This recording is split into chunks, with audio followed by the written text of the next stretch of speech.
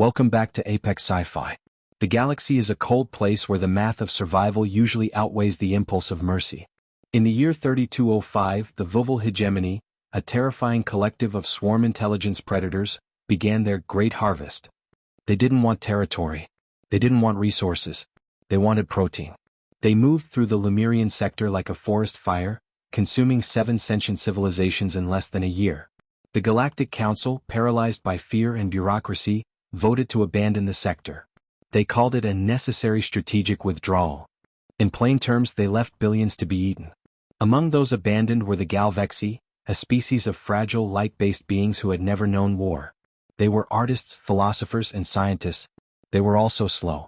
As the Vuvul swarm approached their final refuge, the obsidian gate at the edge of the sector, the Galvexi realized they were out of time. The gate was a relic of an ancient civilization, a one-way tunnel to the safe zones of the inner rim. It took time to calibrate, time to move millions of civilians through its shimmering blue event horizon. The Council's fleet had already jumped away. The mercenaries had fled.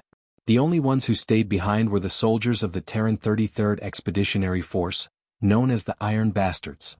Captain Marcus Halloway stood on the crystalline bridge that led to the obsidian gate. He wasn't looking at the gate. He was looking at the horizon. The sky of the planet Xylos was no longer blue.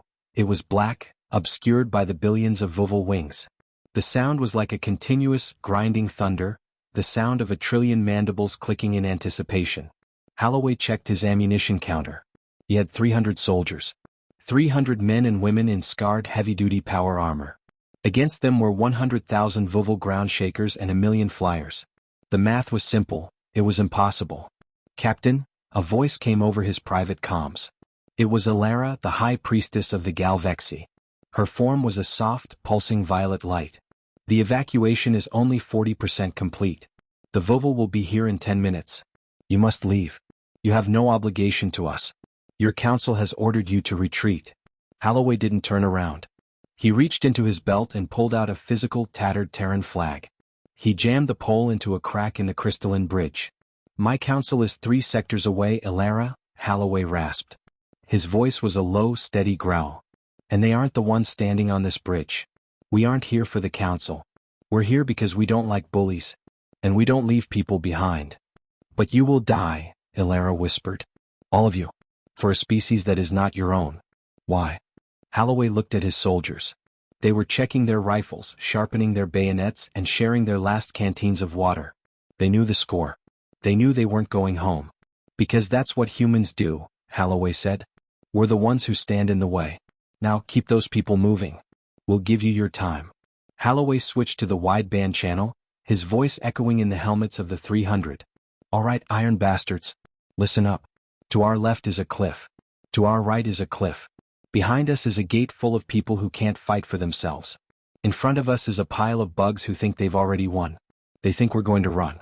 They think we're going to fold like the rest of the galaxy." He raised his heavy Gauss rifle, the magnetic rails humming with power. "We're going to show them that Earth doesn't have a reverse gear. We hold this bridge. Not for glory. Not for credits. We hold it because it's ours. No one crosses the line. Not one. Do you hear me?" 300 voices roared back in unison. "No one crosses." The Vuvul hit the bridge like a tidal wave of chitin and teeth. The first wave was composed of scouts, 5-foot-long insectoids with blades for limbs. They moved with a terrifying, skittering speed. Halloway waited until they were 50 meters away. "Open fire." The bridge erupted in a wall of kinetic fury. The humans didn't use the elegant plasma weapons of the Galvexi. They used 20mm explosive slugs. The sound was a rhythmic, bone-shaking thump-thump-thump that tore the lead Vuvul into green ichor and shattered shells. The humans fired in disciplined volleys, a continuous stream of lead that created a literal wall of death. But the Vuvul were endless. They climbed over the bodies of their fallen, using the carcasses as shields. They began to reach the human line. "Bayonets!" Halloway screamed. Monofilament blades hissed as they extended from the rifles. The fight turned into a brutal, claustrophobic melee. The humans were surrounded by a sea of black carapaces, but they fought like a single organism. They stood shoulder to shoulder, their power armor shields locked together. When one soldier was pulled down, 2 more stepped forward to fill the gap. The Vuvul had never encountered anything like it. Every other species they had hunted had panicked. Every other species had broken formation when the numbers became overwhelming. But the humans were different. The more the Vuval pushed, the harder the humans became.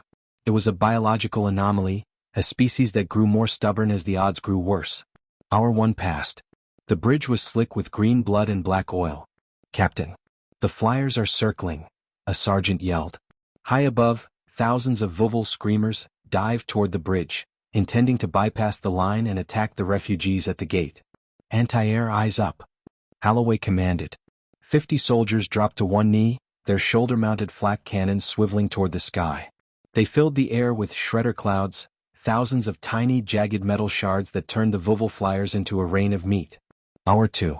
The ammunition was running low. "Switch to sidearms and blades," Holloway ordered. The bridge was now a charnel house. The pile of Vuval corpses was so high it formed a secondary wall. The humans were covered in grime, blood, and the smell of ozone. Their armor was cracked, their systems were failing, and their muscles were screaming with fatigue. But they didn't take a single step back. Ilara watched from the gate, her violet light flickering with grief and awe. She saw a human soldier, his left arm missing, continue to fire his pistol with his right. She saw another soldier, out of ammo, tackle a Vuval ground shaker off the edge of the bridge, plummeting to his death just to keep the creature away from the line. "The evacuation is 70% complete," she whispered into the comms. "Please, Captain.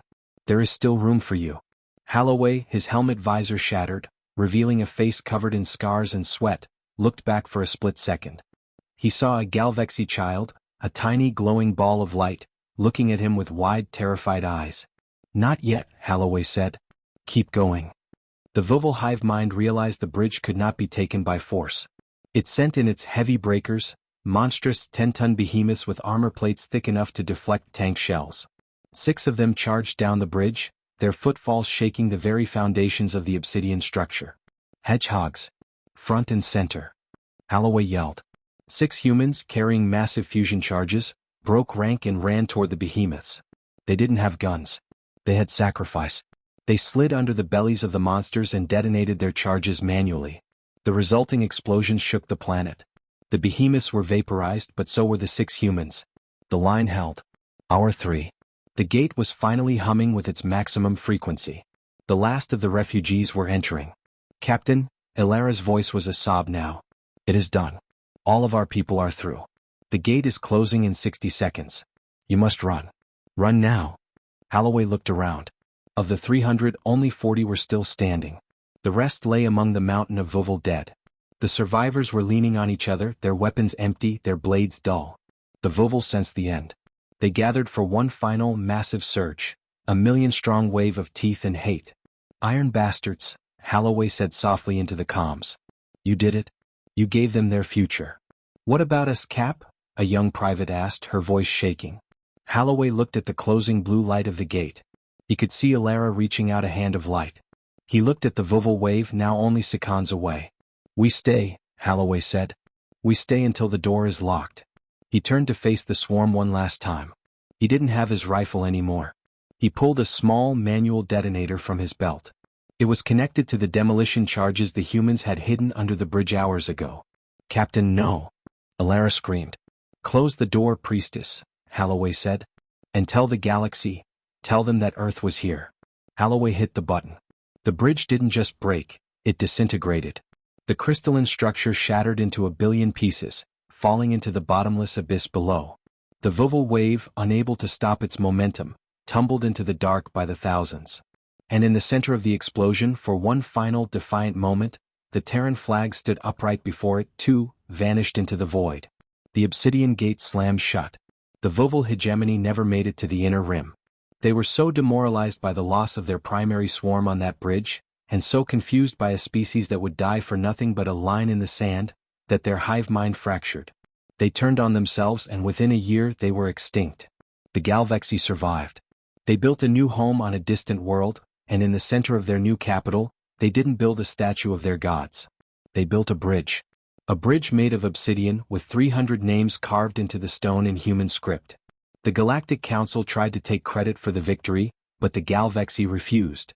They broadcasted the footage of the bridge to every corner of the universe. They showed the galaxy what Tier 1 primitives were capable of. The galaxy learned a final humbling HFY truth that day. Most species fight for territory. Some fight for survival. But a human? A human will die for a stranger just to prove that some lines are never meant to be crossed. This has been Apex Sci-Fi. If you want to pass, you have to go through us, and we don't move. If you enjoyed this story of the Iron 300, hit that like button. Comment below, what is the most heroic stand you've ever heard of? Subscribe for the next chapter of Terran Ascendance. Weaponized chaos. The bridge is gone. The line held.